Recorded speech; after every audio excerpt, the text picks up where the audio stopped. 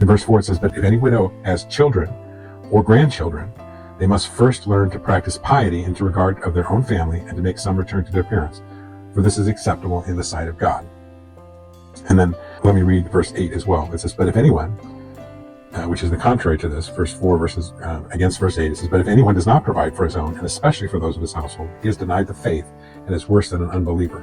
So this is strong language here. He said that if there is a widow and she has family, especially family in the church, then the church should not be the ones that take care of her. That should come from her within her own household or within her own family, her children or her grandchildren.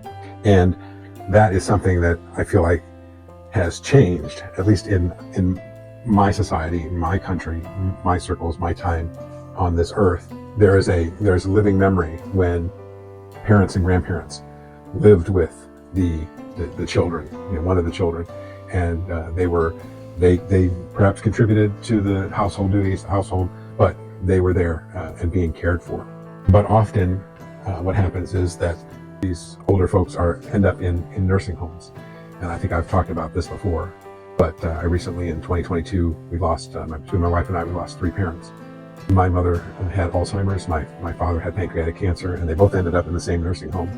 Every Wednesday after Bible study, we'd get in the car and drive up there and spend several days there, and then drive back home. And then for a couple of years, we spent half our time up there and half our time down here, taking responsibility for them, ministering to them, making sure that they were cared for while they were still at home, making sure they were taken care of while they were still at home, making sure they had food and meals prepared, and then when in the nursing home, making sure that we were visiting them, making sure that they were well taken care of.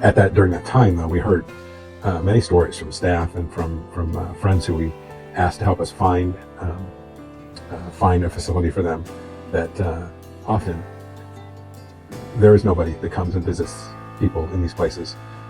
Sometimes they get them off and say, "Call me when they die," basically. And so it's just a heartless, ungodly, inhuman thing to do to a family member. And that's, I think, why Paul says that in verse 8, he says, "If anyone does not provide for his own, especially those of his own household, he has denied the faith and is worse than an unbeliever."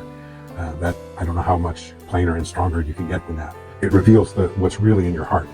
And if somebody can refuse to take care of his own flesh and blood, then the condition of his heart cannot be right before God.